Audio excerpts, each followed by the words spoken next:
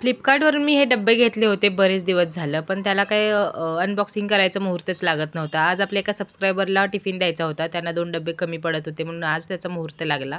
तर हे मी असेच घेतलेले आहेत. शिळपाकं राहिलेलं कणिक किंवा भिजवून राहिलेले कडधान्य वगैरे असतात किंवा भात असतो, भाजी असते, त्यासाठी मी हे घेतलेले आहेत फ्रिजमध्ये ठेवायला. छोट्या-छोट्या पातेल्यांमध्ये ठेवलं, झाकण ठेवलं तरी दुसऱ्या दिवशी बघितल्यावर वरचा थर जो असतो तो काळपट किंवा कठीण झालेला असतो. आणि अशा झाकणांच्या डब्यात ठेवलं की भाजी वगैरे काही खराब होत नाही, काही काळपट थर वगैरे येत नाही. तर आधी मी प्लास्टिकचे डब्बे वापरत होते. आता त्याला हा चांगला ऑप्शन म्हणून ₹280 ला फ्लिपकार्टवरून घेतलेला आहे. तुम्हाला लिंक पाहिजे असेल तर कमेंट करा लिंक म्हणून. YouTubeला बघत असाल तर कम्युनिटी पोस्टला लिंक देते, तिथे जाऊन चेकआउट करू शकता.